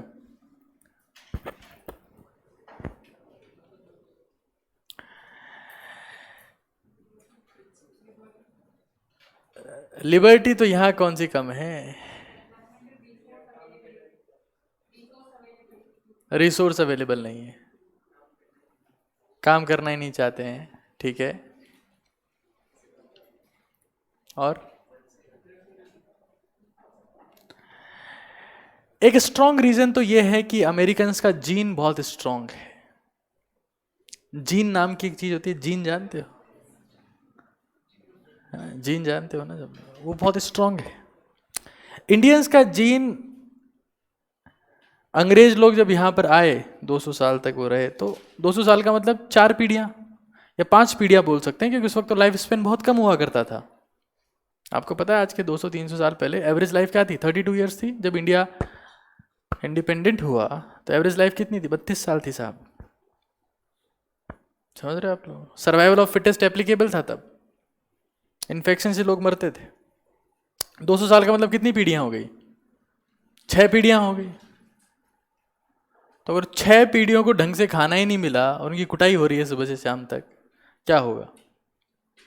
वो फिजिकली वीक हो जाएंगे, और फिजिकली वीक हो जाएंगे तो जो प्रोड्यूस करेंगे वो भी कमजोरी होगा। तो एक तो जीन वीक हुए, दूसरा भारत का जो माहौल है वो इंस्पायरिंग माहौल नहीं है, वो डिप्रेसिंग माहौल है कहीं ना कहीं। और माहौल बहुत मैटर करता है। अगर मान लो इस क्लास में जैसे राहुल बैठा है अभी, तो राहुल मान लो एकदम से बैठा बैठा बियर की बोतल खोल ले फॉर एग्जाम्पल, तो इसके आसपास वालों का क्या मन करेगा? लेट्स सी, मान लो कि वो पीते, चलो ठीक है, कोल्ड ड्रिंक की बोतल खोल लेता है, तो इनका मन करेगा ना कि हम भी कोल्ड ड्रिंक पिए। माहौल बहुत मैटर करता है।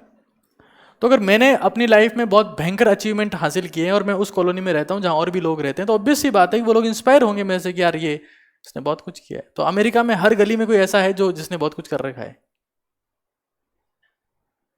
मतलब डंबल उठाएगा तो अर्नोल्ड ही बनेगा। अर्नोल्ड यूएस का नेटिव नहीं है, मतलब पैदा जो है यूएस में नहीं हुआ, यूरोप में पैदा हुआ है, वो गया वहां पर है। इलन मस्क साउथ अफ्रीका में पैदा हुआ है, गया वहां पर है। खैर, तो इंस्पायरिंग माहौल है, एक बहुत बड़ा रीजन होता है किसी भी कंट्री ग्रोथ का। और दूसरा बात यह है कि अगर वहां इंस्पायरिंग माहौल है, अमेरिका की इतनी भयंकर मार्केटिंग हो रखी है, America is a country of marketing.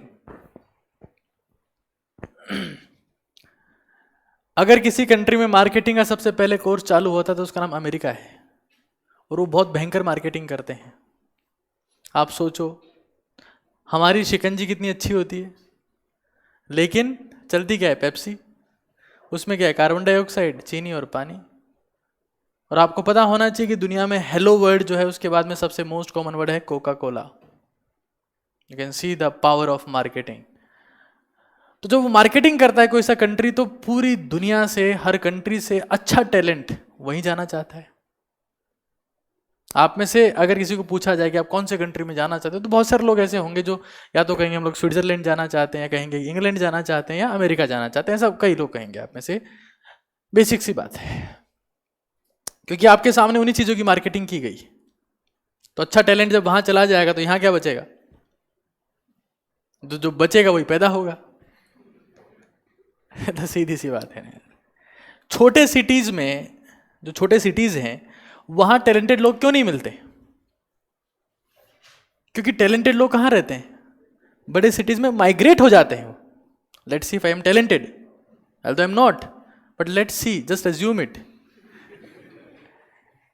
तो मैं क्या करूंगा? मुझे जो अच्छा काम कर रहे हैं वो लोग कहेंगे कि सर आप यहां आओ, है कि नहीं? मैं किसी बड़े सिटी में जाऊंगा, हालांकि कभी ऐसा होगा नहीं, बट मैं चाहूंगा ऐसा।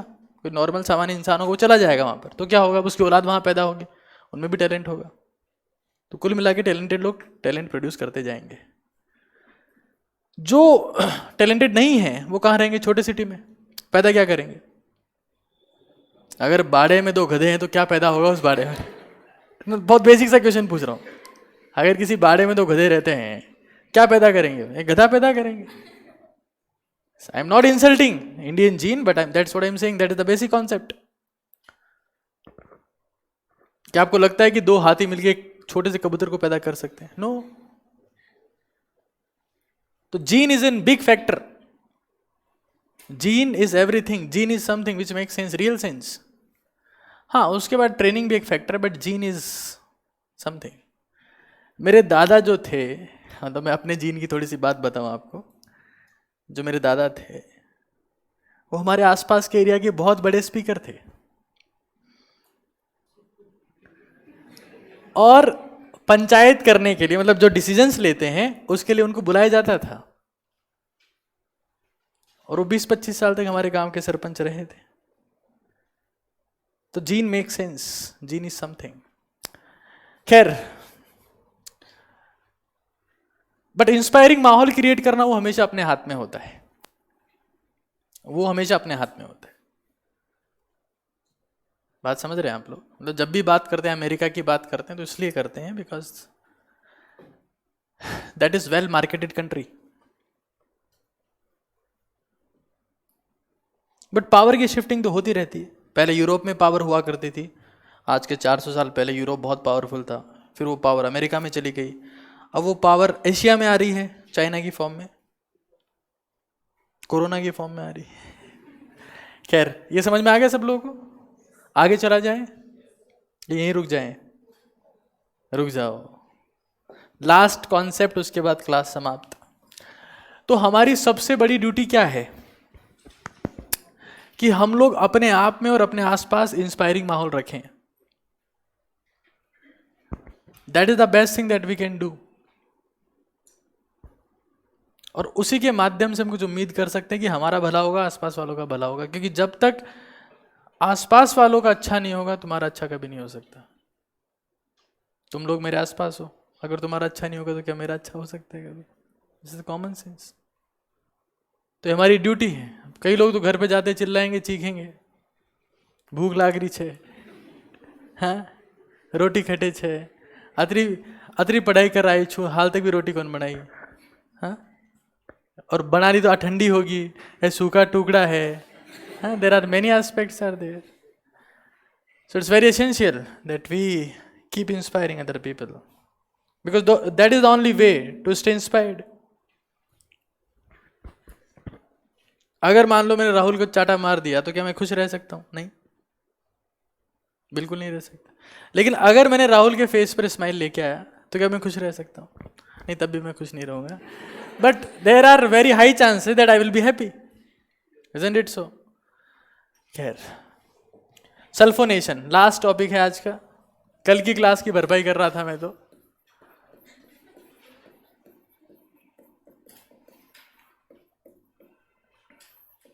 बट हमें एस्ट्रोनॉट से बहुत कुछ सीखना है। अंतरिक्ष यात्री गया था ना ऊपर, अकेलो करे, कौन सा एस्ट्रोनॉट ऊपर घूम रहा है वो? सल्फोनेशन। कौन सा नेशन? सल्फोनेशन।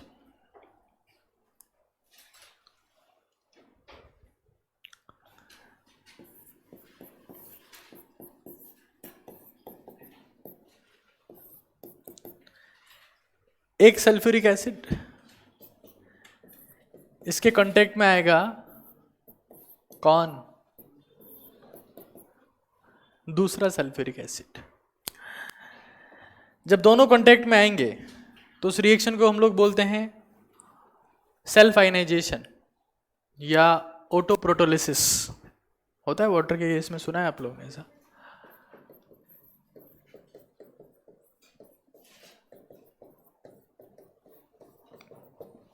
ऐसा कुछ सुना है? सुना है कि नहीं सुना है?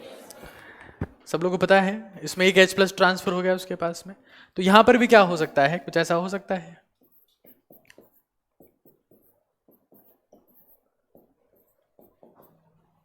ठीक है, और क्या बन सकता है सामने?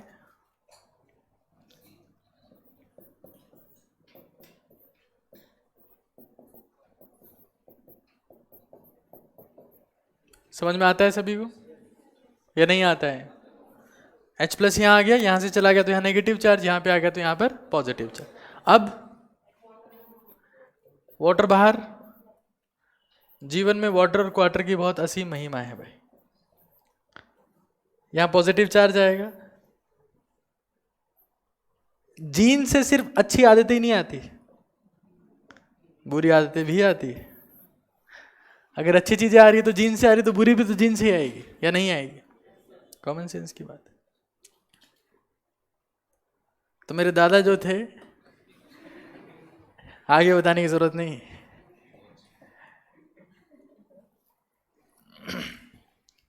इस कहानी को आगे जारी रखेंगे। यहां OH लगा दूं? ठीक है।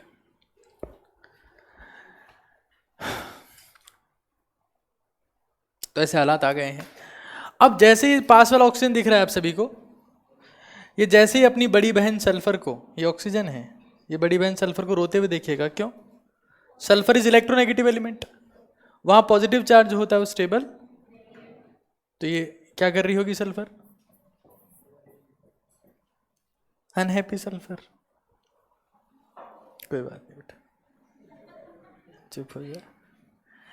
ऑक्सीजन क्या करेगी? उसे इलेक्ट्रॉन ट्रांसफर। क्या बनेगा उससे? यहां बॉन्ड बन गया, OH पॉजिटिव चार्ज। समझ रहे हो आप लोग कैसे हुआ ये? कुछ समझ में आया क्या? क्या हुआ? S पॉजिटिव जो है उसको इलेक्ट्रॉन दे दिया, किसने? कौन सा चार्ज आएगा? कौन बाहर जाएगा? समझ रहे हो? कौन बन गया? ये H+ वापस कहां चला जाएगा?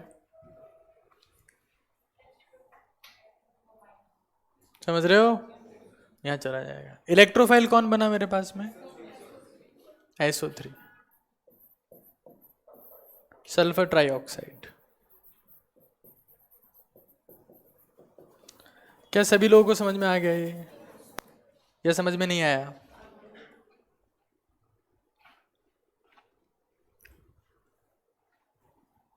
आगे चलें थोड़ा सा।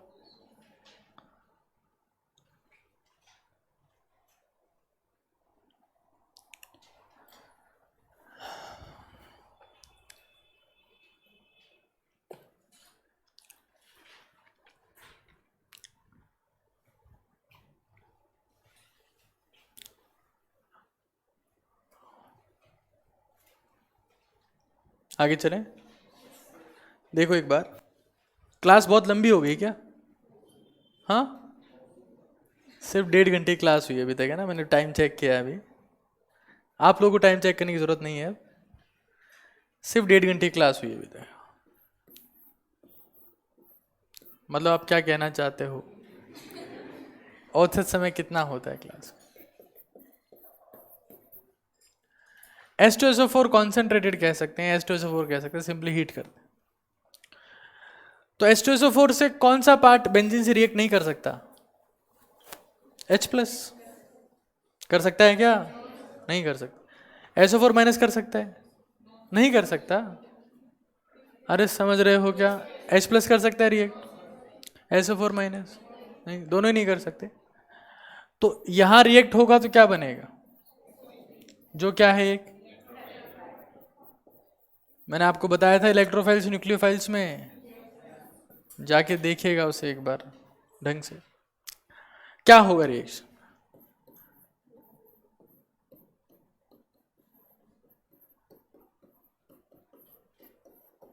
ऐसा बनेगा, समझे कुछ?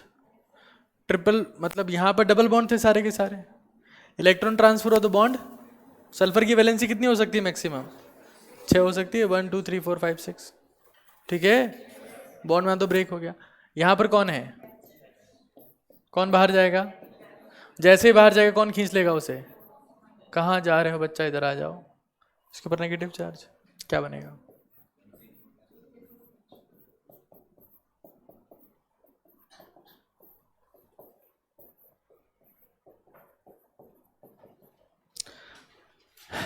दोनों में से कुछ भी आप बोल सकते हैं। This is known as benzene sulphonic acid.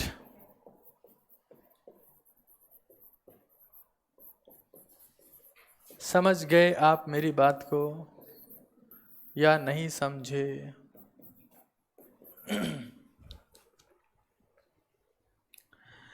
देखो भाई, क्लास में अगर आप बैठते हो, चाहे अपने टेबल पे जाके बैठते हो, तो पूरे मन से सीखा करो, पूरे मन से पढ़ा करो। अभी कोई सा भी काम आप पूरे मन से करोगे तो आपकी आदत पड़ जाएगी पूरे मन से करने की। और जो इंसान पूरे मन से कोई काम करता है वही एट द एंड प्रोफेशनल बन सकता है।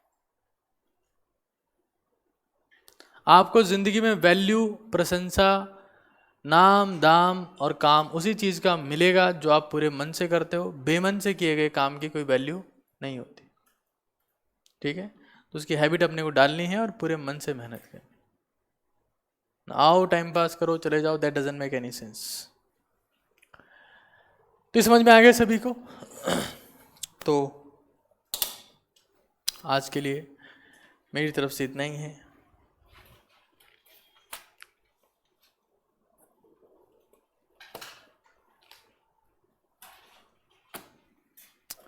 कोई डाउट है तो आप लोग बता सकते हैं। कोई डाउट है?